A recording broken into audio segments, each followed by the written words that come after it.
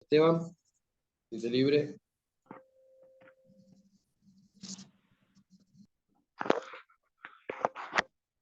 Bueno, buenas noches, hermanos. Un privilegio para mí, como siempre, el poder compartir la palabra de Dios. Agradecido por la oportunidad también que me dan. Yo voy a compartir pantalla, así que les voy a pedir si me confirman de que ven bien. Esperen un segundo.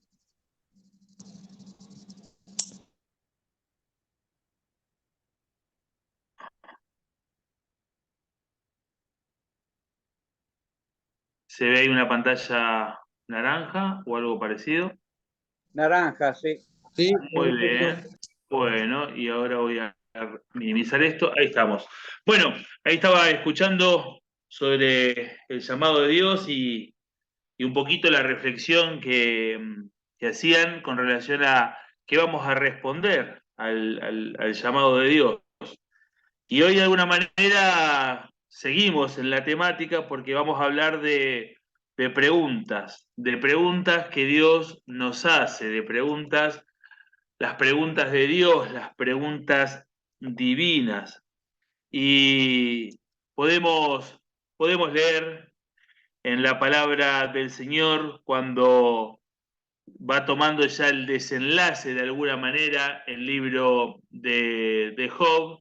Podemos ver allí cómo Dios hace preguntas y de alguna manera, en forma inesperada para Job, él se queda atónito porque él venía con toda una locución, exponiendo su parecer, exponiendo su pensar, y dice la palabra de Dios en el libro de Job, el capítulo 40, versículo 6 y 7, respondió Jehová a Job desde el torbellino y dijo, cíñete ahora como varón tus lomos, yo te preguntaré y tú me responderás. Cíñete ahora como varón tus lomos, una expresión algo parecida, bueno, a ver, prestame atención vos que sos tan machito para hacer tantas preguntas, yo te voy a preguntar y vos me vas a responder. Y los que hemos transitado por el libro de Job,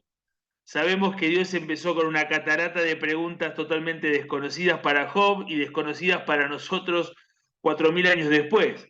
Así que realmente Dios empezó a preguntarles cosas totalmente incomprensibles para Job.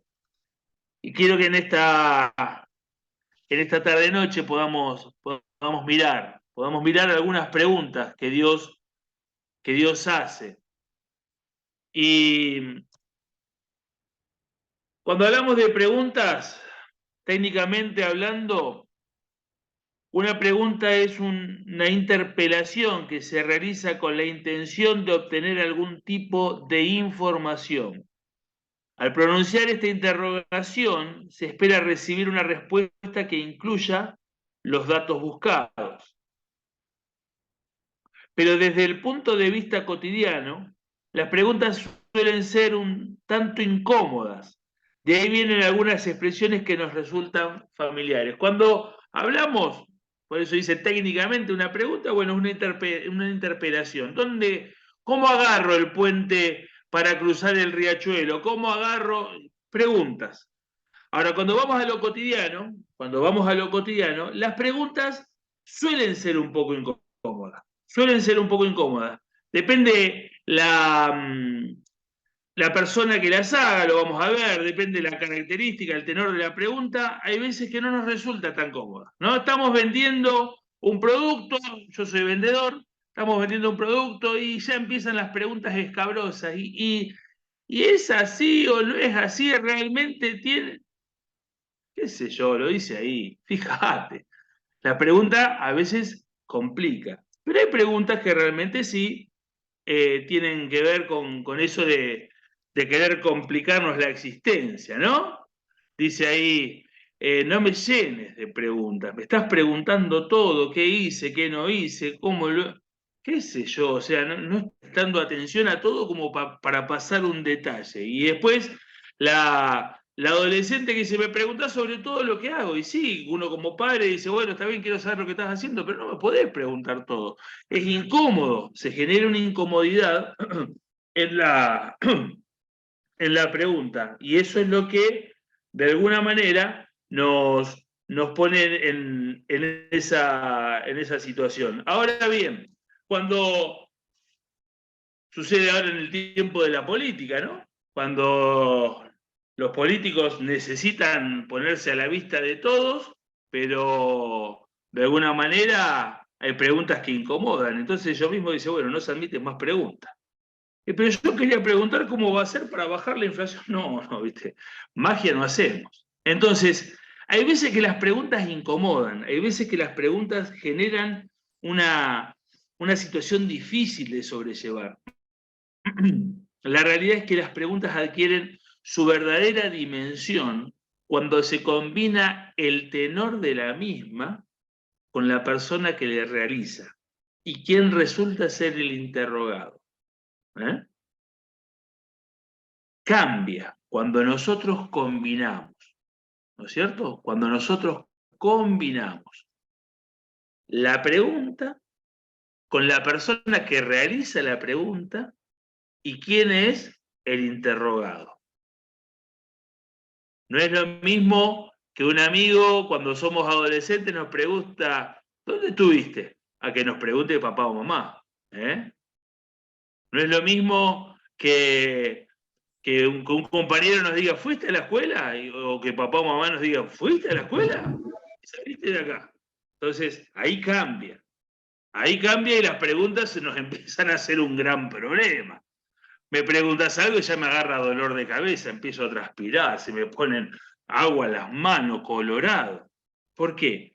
Si es la misma pregunta que puede... No, la pregunta tiene que ver con quién lo hace, el tenor de la pregunta y quién es el interrogado. Ahí estamos en esa situación. No es lo mismo que te diga tu amigo, tu esposa, ¿qué estás haciendo acá? Que te pare el patrullero y diga, señor, ¿qué está haciendo acá? Ahí cambia. La pregunta de un jefe, un profesor o nuestros padres suelen tornarse preocupantes a veces. Y es la realidad, es lo que nos pasa. Estamos andando por la vida, vienen, nos chocamos con una pregunta y la pregunta nos hace reflexionar. Y la pregunta tiene un tenor distinto cuando la hace tal o cual determinada persona. Pero, ¿a dónde vamos? ¿Qué sentimos? ¿Cómo nos impacta? ¿Qué respondemos cuando quien nos pregunta es Dios? Papá, recién hablaban de responderle a Dios sobre el llamado. Dios hace un llamado, ¿qué voy a responder? No es lo mismo que me llame mi mamá, no es lo mismo que me llame un amigo. Me está llamando a Dios con un propósito, con una tarea, con una responsabilidad, con un plan, con un plan. ¿Qué voy a responder? Ahora, ¿cómo nos impacta? ¿Cómo nos impacta? ¿Qué sentimos? ¿Qué respondemos cuando quien nos pregunta es Dios? Y lo que yo quiero ver con ustedes, y vayan, los del concurso vayan anotando, quiero ver 5 preguntas. 5 preguntas de Dios, 5 preguntas divinas que Dios hizo en la antigüedad a diferentes personas, pero que también de alguna manera nos puede replicar,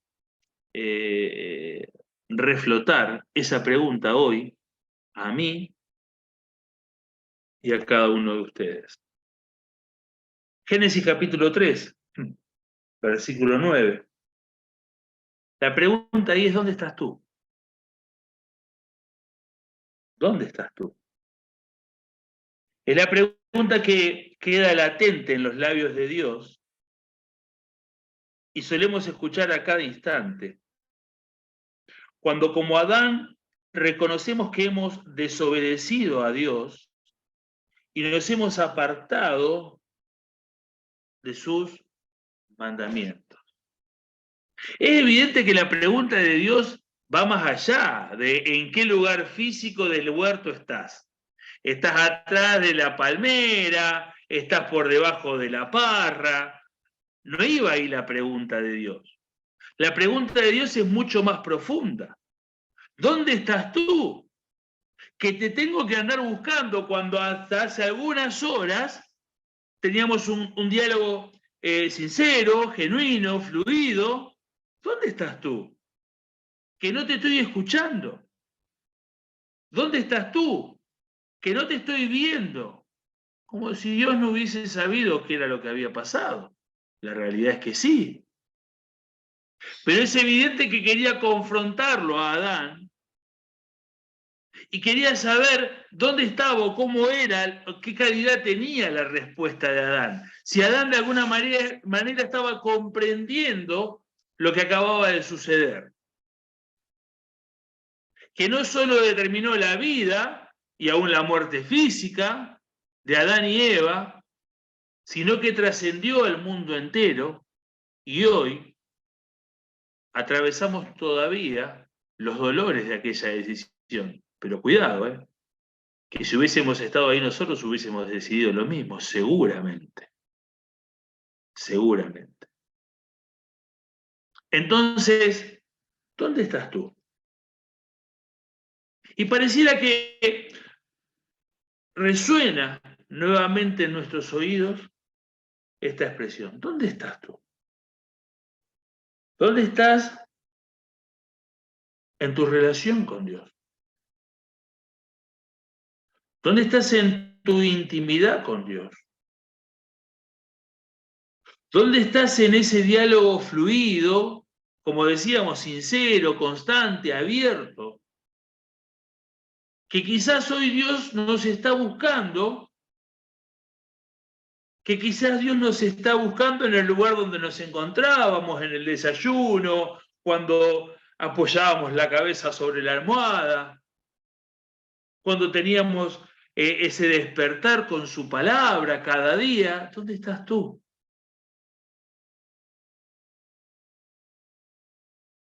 Cuando Adán sintió el peso del pecado,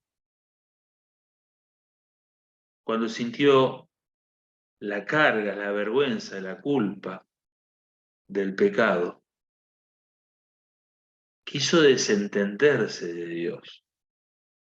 Pero cuando evitamos a una persona, porque estamos tristes, enojados, porque sabemos que estamos en falta, porque le debemos plata, qué sé yo. Y evitamos, ¿viste? Lo ves venir, doblas en la esquina. Parecía así la acción, la escena. Adán evitando a Dios. Y Dios yendo al encuentro del problema, de la situación. ¿Dónde estás tú? Y quizás en esta tarde-noche nos surge esta pregunta, ¿no? ¿Dónde estás tú? Y hay una pregunta hacia nosotros mismos. ¿Quiero realmente reencontrarme con Dios? Quizás el pecado nos hizo distantes. Quizás es algo que no le encuentro la vuelta ni la solución. Ahora, Dios de alguna manera en esta noche sale a nuestro encuentro y nos pregunta: ¿dónde estás tú?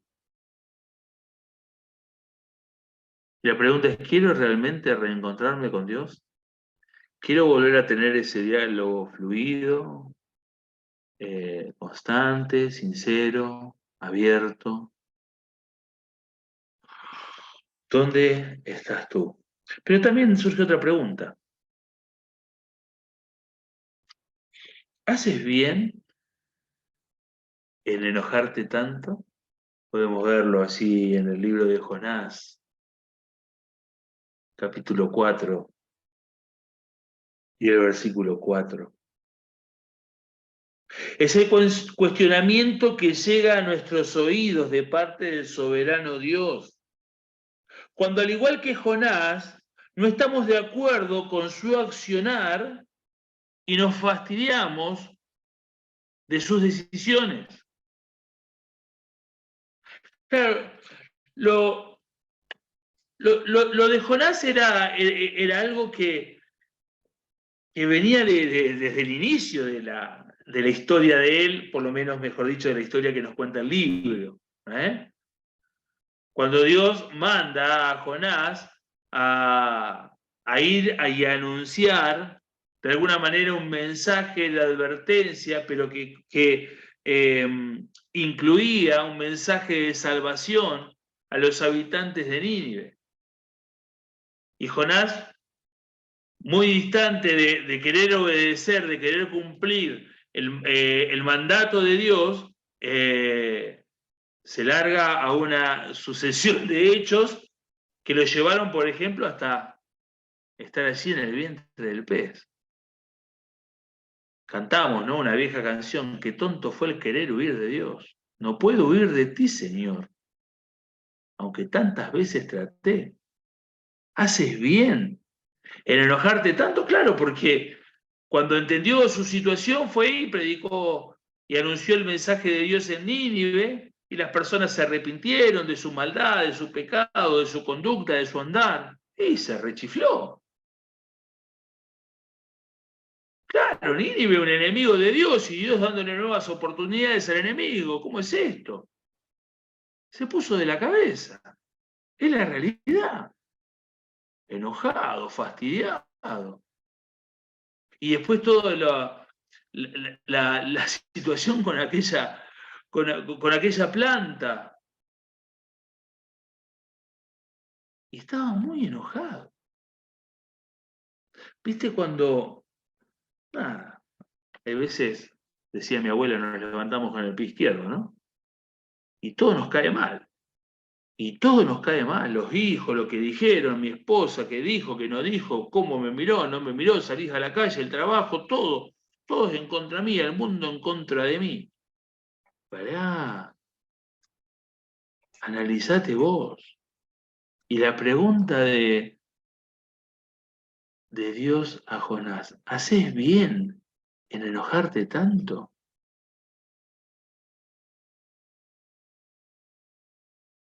¿Cuántas veces vamos en contra, aún de las cosas que Dios pretende para nosotros?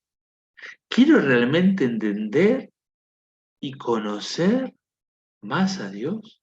Claro, Dios tiene planes, propósitos. Dice Isaías que sus pensamientos no son nuestros pensamientos, ni que sus caminos son nuestros caminos. Cuanto alto está así el cielo de la tierra, así están, y distantes están los pensamientos de Dios y los caminos de Dios de nuestros pensamientos y de nuestros caminos. La voluntad de Dios es agradable y perfecta.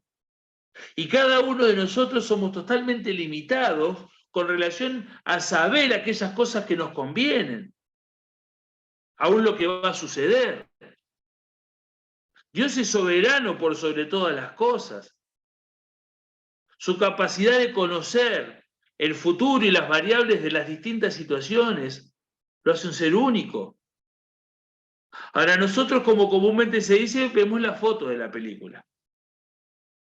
Vemos un destello, un momento, y ya las cosas no nos gustan. Y las cosas ya nos empiezan a inquietar y no empezamos a razonar, ni siquiera a intentar razonar como Dios piensa y razona. Ahora, Jonás, en su manera de pensar, estaba enojado con todo, porque Dios le daba oportunidades a los de Nínive, porque Dios salvaba a los de Nínive, y porque Nínive, y explotaba. Explotaba. Sin duda que aquella parábola del Señor, cuando el Señor cuando el dueño de la hacienda va contratando a distintas personas a lo largo del devenir del día y les va pagando, y resulta ser que al que trabajó 12 horas, le pagó lo mismo que al que trabajó 1 hora. ¿Cómo puede ser? ¿Y cuánto te dije que te iba a pagar? un denario. Y si yo te dije que te iba a pagar un denario y te pagué un denario, ¿por qué te quejas de que hago misericordia con este que trabajó mucho menos y también le quiero pagar un denario? Claro, ese fanatismo, ese nacionalismo que tenía Israel, lo hacía odiar a aquellos a los cuales Dios en definitiva amaba, porque Dios ama por naturaleza. Su amor es innato en su persona, es parte de su esencia. Es el mismo sentir que de alguna manera tuvo el apóstol Pedro cuando entró a la casa de Cornelio. Porque si nosotros leemos el pasaje, si hubiese la manera de subtitular lo que Pedro está de alguna manera diciendo casi políticamente en forma correcta, es: mirá, Cornelio, no sabes el asco que me da de entrar a tu casa. Era la realidad. Pero Dios me dijo y me hizo saber y entender que Él no hace excepción de personas. Ni para Cornelio, ni para los de Nínive. Ahora, cuando no entendemos a Dios, cuando no conocemos a Dios, cuando no entendemos el actuar de Dios, claro, imponemos nuestro pensamiento, imponemos nuestra forma de pensar, nuestro criterio humano, que cuántas veces nos falla. Ahora, ¿hacemos bien en enojarnos cuando Dios decide, cuando Dios hace, cuando Dios avanza en determinadas situaciones? Ah, no, yo no estoy de acuerdo. A mí no me parece que Dios esté haciendo bien, que esté haciendo en forma correcta, yo lo veo de una manera injusta. ¿Hacemos bien? ¿Tenemos chances si altercamos contra Dios?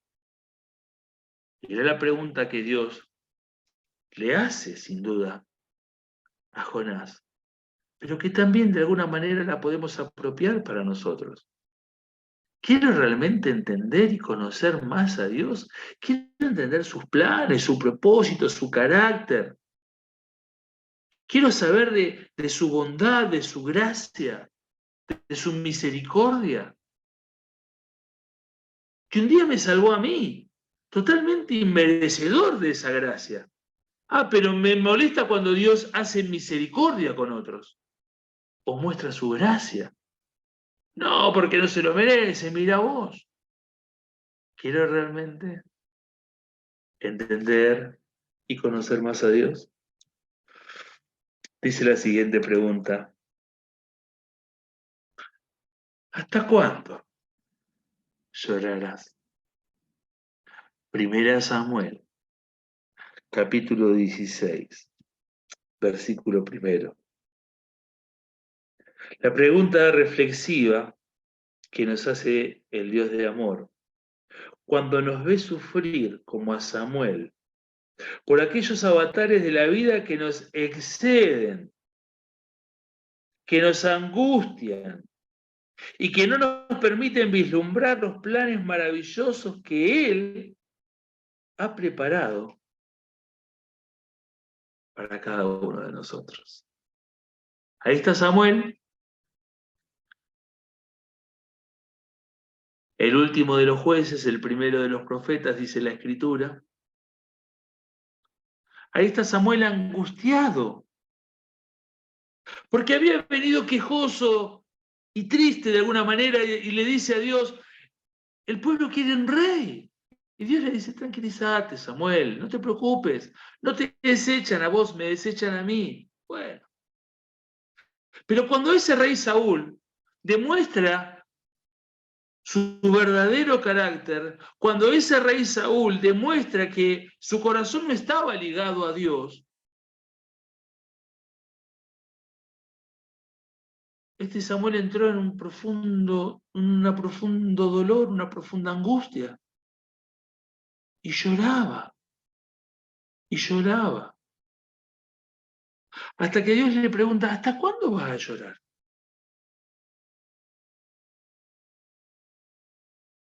¿Hasta cuándo vas a llorar?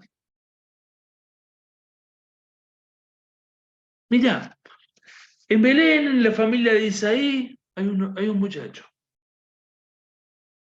Yo lo elegí para que él sea rey. El gran rey David. ¿Saben? Aquella tierra que Dios le prometió a Abraham, a Isaac y a Jacob, No la conquistó Josué en el tiempo de la conquista. No la conquistaron los reyes. No la conquistó Saúl. La conquistó David. En tiempos de David y Salomón, Israel se expandió hasta los límites de los lugares que Dios le había prometido a los patriarcas.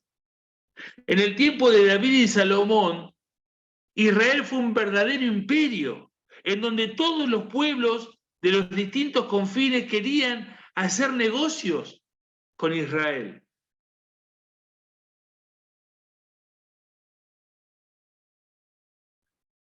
Pero Samuel lloraba por Saúl.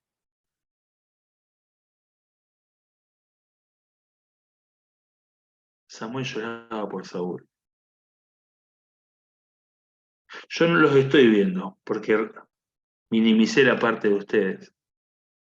Pero en la adolescencia, en la juventud, ¿quién no lloró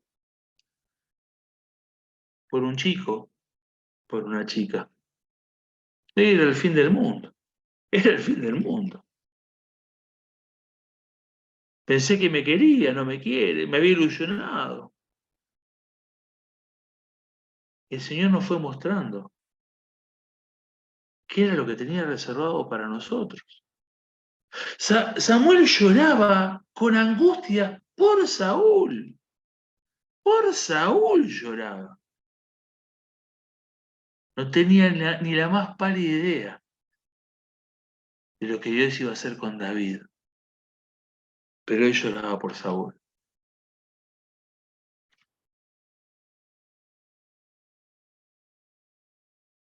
¿Quiero realmente aceptar la voluntad de Dios? Pablo dice que es buena, es agradable y es perfecta. Que es para nuestro bien su voluntad. Jeremías dice que la voluntad de Dios, los pensamientos de Dios son pensamientos buenos y de paz para nosotros. Pero claro, ahí necesitamos una cuota especial de fe, de confiar que lo que Dios lo hace bien, lo hace para mi bien, lo hace en el tiempo que corresponde, lo hace de la manera que me beneficia, y ya es mucha fe. A mí dame algo más palpable, algo más tangible. A Saúl lo tenía en la mano. ¿Qué sé yo, este muchacho, cuando crezca, lo que puede llegar a pasar? Ese era el problema de Samuel. Pero cuando le creo a Dios, cuando deposito mi fe, mi confianza en Dios, deposito mi fe, mi confianza, le creo a Dios con relación al tiempo que Dios cree bueno, a la manera que Dios cree buena, a las formas que Dios cree buenas, y acepto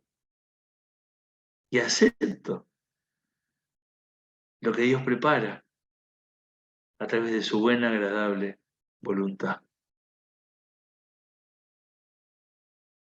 ¿Hasta cuándo vas a llorar? Por ese trabajo, ese compañero, esa compañera, ese aumento de sueldo que no se dio, ese auto que se rompió. ¿Hasta cuándo vas a llorar? Y no vas a comprender que si Dios te permite pasar por ese valle que quizás hoy es sombrío en tu vida, es porque también tiene grandes planes maravillosos, de bendición y eternos para tu vida. ¿Dónde está esa cuota de fe, de confianza, de dependencia en el Señor? ¿Dónde está tu hermano? ¿Dónde está tu hermano? Es el inquietante interrogatorio que recibió Caín y que nos hace pensar sobre la responsabilidad que nos atañe en este mundo, la cual va más allá de nuestra propia vida, extendiéndose a la de nuestros hermanos.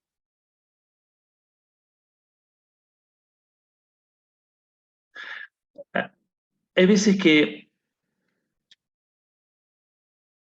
nos encontramos con situaciones en la vida, en nuestra experiencia, que nos sacan lo mejor de nosotros.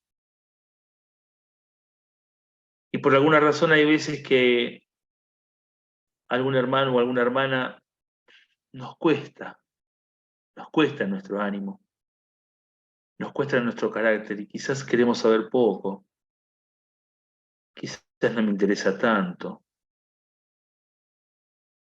pero la pregunta sigue estando ahí, ¿dónde está tu hermano? ¿Dónde está tu hermano en tu corazón? ¿Qué lugar ocupa tu hermano o tu hermana en tu corazón?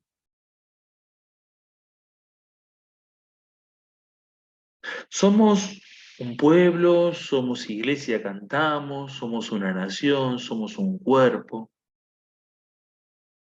De alguna manera, Pablo a Timoteo le trae la idea del soldado, del ejército. Mi hermano, mi hermana, es el que está ahí al lado mío. Me simpatice tanto o no me simpatice tanto. Es el que está ahí.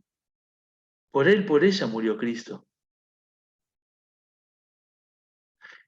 Y no me puede dar lo mismo que esté o que no esté.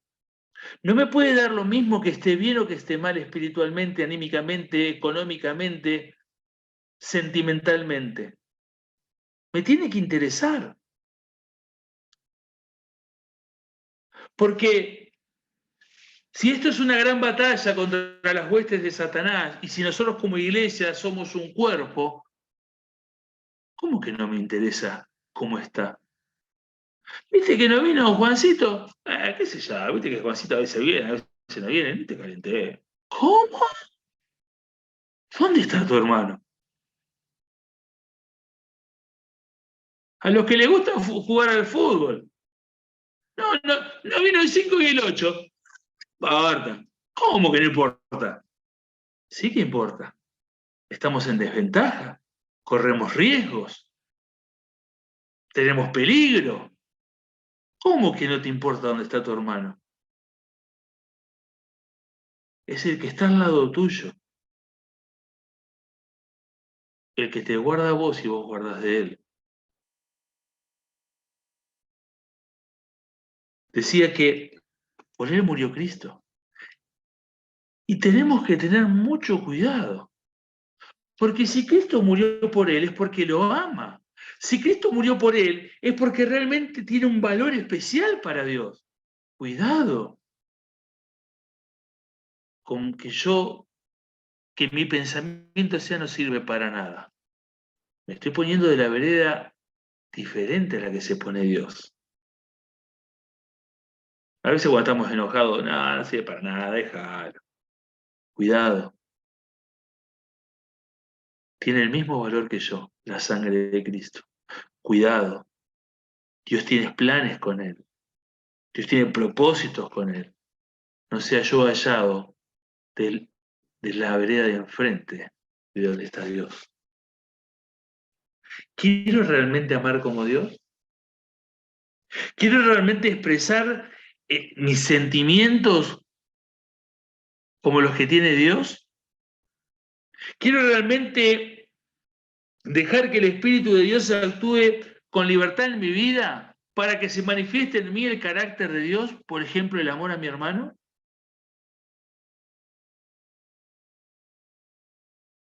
Amar como Dios.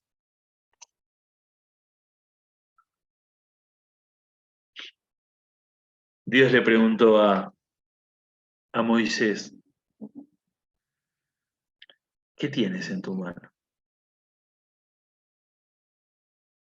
La pregunta alentadora que escuchó Moisés y nos moviliza a confiar en aquel que es poderoso para realizar sus planes de manera más abundante de lo que podemos entender. ¿Qué tienes en tu mano?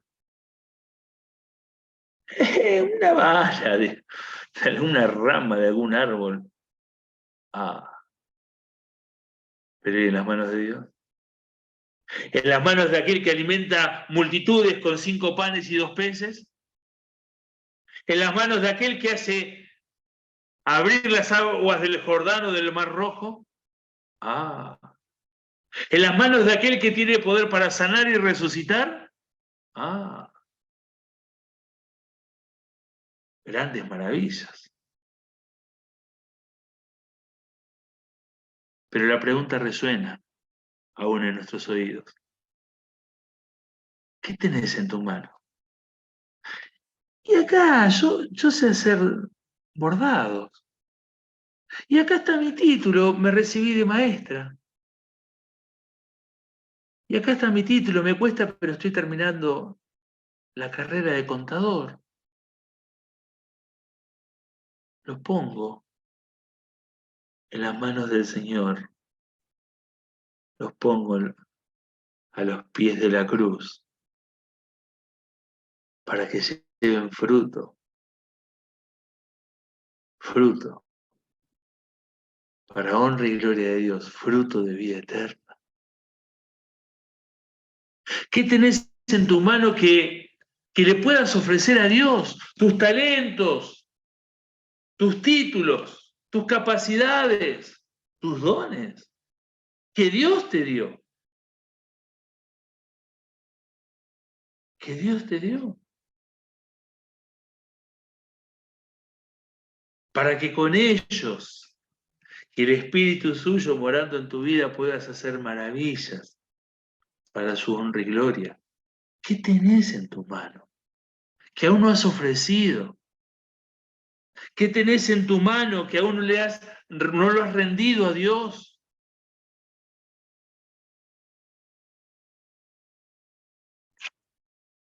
¿Quiero realmente ser un instrumento útil para Dios? Y sin duda aquí también es indispensable la fe. Allí estaban los discípulos. Bueno, este muchachito tiene 5. ¿Qué es todo? ¿Qué es esto para tantos? Pero no estás teniendo en cuenta el poder de Dios. No estás teniendo en cuenta el poder milagroso de Dios que tienes en tus manos. ¿Querés realmente ser un instrumento útil para Dios? Que así sea, para la gloria de su nombre. Hay una pregunta, ya quizás saliéndonos del tema, pero siempre es bueno, que Dios la está haciendo desde hace más de 2000 años, a toda la humanidad, en forma individual. Y quizás hoy también te la está realizando a vos en esta noche que estás con nosotros. ¿Qué vas a hacer con Jesús?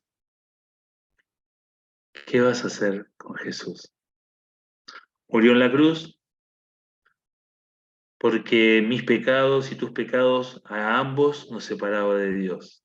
Y Dios siempre, desde siempre quiso y quiere tener comunión con el ser humano.